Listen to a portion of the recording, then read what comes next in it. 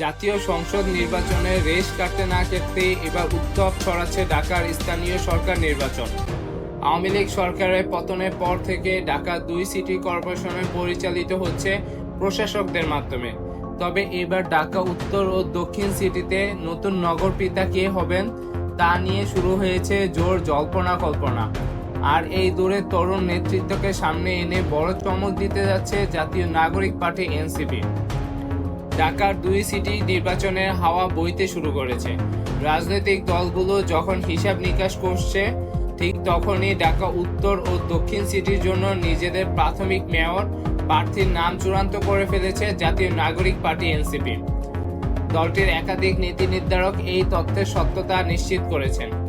ঢাকা উত্তর সিটি কর্পোরেশনের ডিএনসিসি এনসিপির তাস হতে যাচ্ছেন দলটির জ্যেষ্ঠ যুগ্ম আহ্বায়ক আরিফুল ইসলাম আদিব।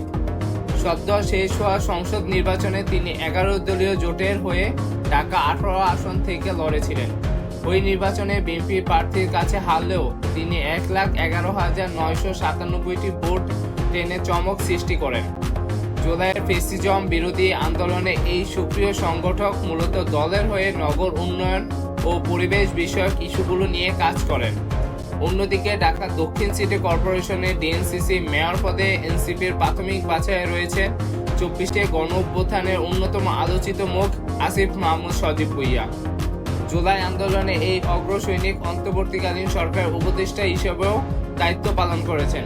পরবর্তীতে সংসদ নির্বাচনের আগে পদত্যাগ করে তিনি এনসিপি নির্বাচনকালীন মুখপাত্রের গুরুত্বপূর্ণ দায়িত্ব কাঁধে তুলে নেন। উল্লেখ্য যে সদ্য সমাপ্ত জাতীয় নির্বাচনে ঢাকা 3টি আসনে প্রতিদ্বন্দ্বিতা করে একটিতে বিজয় ছিনিয়ে এনেছে এনসিপি। দলটির শীর্ষ নেতাদের মতে জুলাই গণ অভ্যুত্থানের মূল স্পিরিট ছিল তরুণদের রাষ্ট্র পরিচালনায় নিয়ে আসা। সেই চেতনাকে ধারণ করে ঢাকার 2 সিটিতে তারুণ্য নির্ভর এই 2 প্রার্থীকে মাঠে নামানোর পরিকল্পনা করছে দলটি। নতুন মেয়ররা কি পারবেন ঢাকা যানজট, দূষণ আর নাগরিক দুর্ভাগ্যের অবসান ঘটাতে, নাকি তরুণদের হাতে উঠবে আগামী ঢাকার চাবি? সেটাই এখন দেখার বিষয়।